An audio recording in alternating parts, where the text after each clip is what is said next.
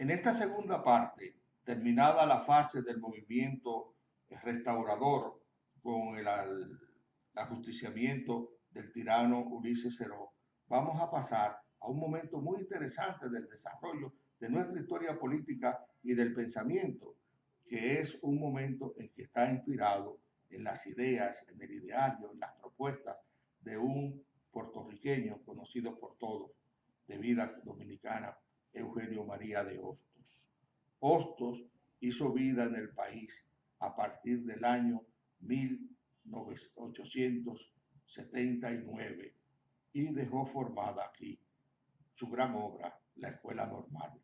La Escuela Normal fue una propuesta educativa, ya lo sabemos, es escuela.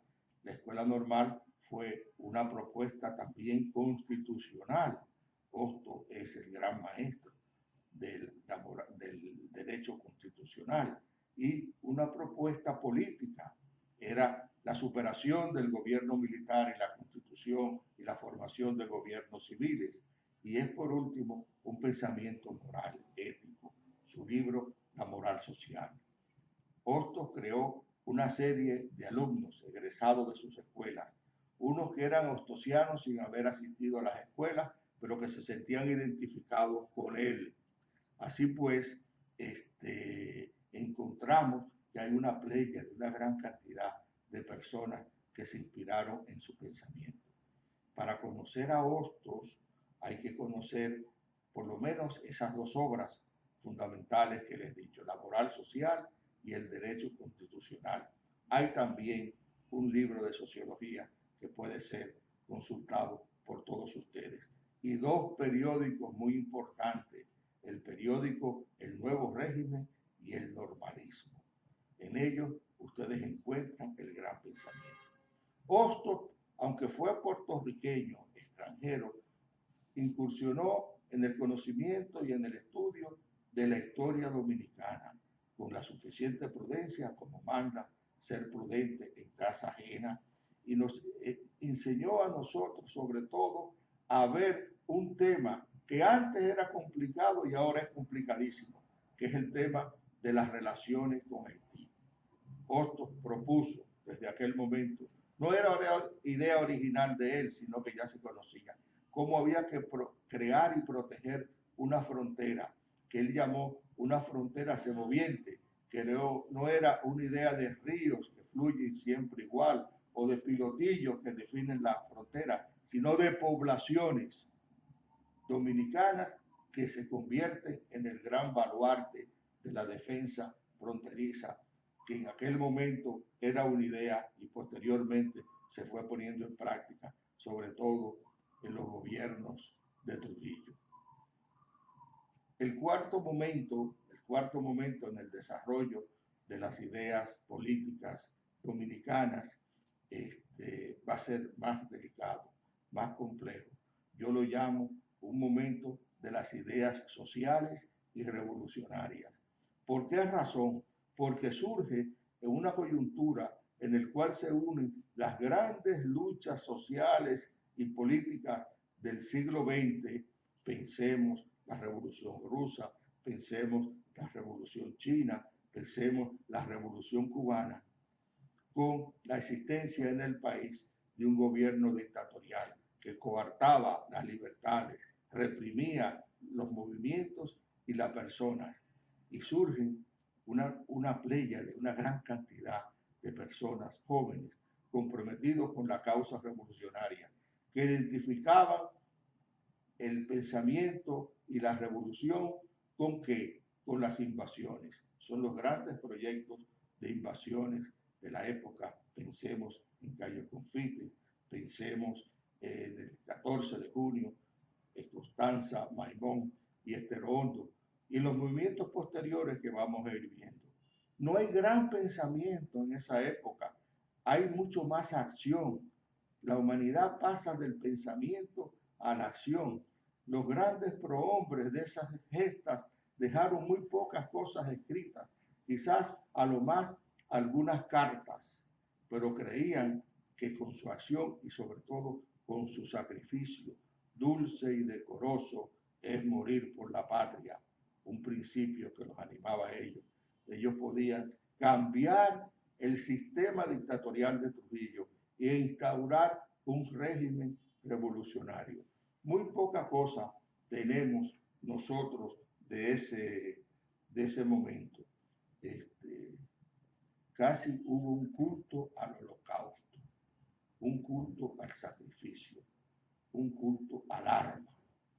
Aparecen fotos de todos esos revolucionarios con sus metralladoras y sus fusiles en la mano. Aparece la conciencia de que se iba hacia el sacrificio, hacia la muerte. Estamos en la antesala de la revolución, dice uno de esos revolucionarios. Sabemos que vamos a morir, que vamos a derramar nuestra sangre, pero que vamos a construir una nación libre y democrática y revolucionaria. Ese es quizás el momento que más nos ha impactado a nosotros en ese momento. Posteriormente les decía que habíamos que hablar de otro momento. Está la Revolución de Abril, está Playa Caracoles, están todas las tácticas revolucionarias de un partido que se llamó y se llama hasta nuestros días Movimiento Popular Dominicano, un grupo de jóvenes sacrificados, los Palmeros, y otros tantos grupos que han existido y coexistido en ese momento. Es un grupo que se desgastó en la inoperancia de las tácticas revolucionarias, en la mímesis sobre todo del proceso revolucionario cubano. ¿Qué queda de eso? Si podemos hablar de algún pensamiento. Yo llamo la atención y les digo, observen, lean, de Manolo Tavares Justo, el discurso que conocemos con una frase: nosotros sabemos dónde están las escarpadas montañas de Quisqueya, del 14 de junio de 1963. Él hace ahí un análisis del país, pero es una copia de un artículo, de un trabajo de un comunista cubano llamado Blas Roca, pero tenemos que verlo. Están los artículos de Maximiliano Gómez, conocido como El Moreno, publicado en el periódico El Nacional, donde él trata de adaptar el pensamiento marxista a las realidades dominicanas. Y está la acción de otro personaje de la época, Amaury Germán, metralleta en mano, muerto en los combates del año de 1974. Hay estudios posteriores muy interesantes de jóvenes que pertenecen a esa época y no militaron militarmente, no fueron militantes, armas en manos de la época, que les llamo la atención. Están los escritos de Roberto Casado, están los escritos de Wilfredo Lozano. Así que son dos cosas a las cuales ustedes, estudiosos del pensamiento político dominicano, tienen que recurrir. Al margen de ese movimiento, pero coetáneo en el tiempo, está Joaquín Balaguer. Joaquín Balaguer es el gran pensador de la época, el gran ideólogo del régimen de Trujillo. Una persona que no se sabe si él, libre de la opresión trujillista, hubiese desarrollado un pensamiento superior. Llamo la atención sobre un artículo altamente interesante: la realidad dominicana, semblanza de un país y de un régimen, en el año de 1947, donde él interpreta la historia de nuestro país a la sombra, yo diría más que a la sombra, a la opacidad, al oscurecimiento de la interpretación trujillista. Otro pensador de la época, Juan Isidro Jiménez Grullón, era una persona mayor en el año de 1959, pero fue de los inspiradores de las expediciones del 14 de junio, Constanza, Maimón y Estero Hondo. Fallecido Trujillo, regresado al país, escribió una gran cantidad de libros, tratando de entender y de comprender el proceso histórico, el pensamiento y sobre todo el aporte de los padres de la patria, el aporte de Juan Pablo Duarte en aquel momento.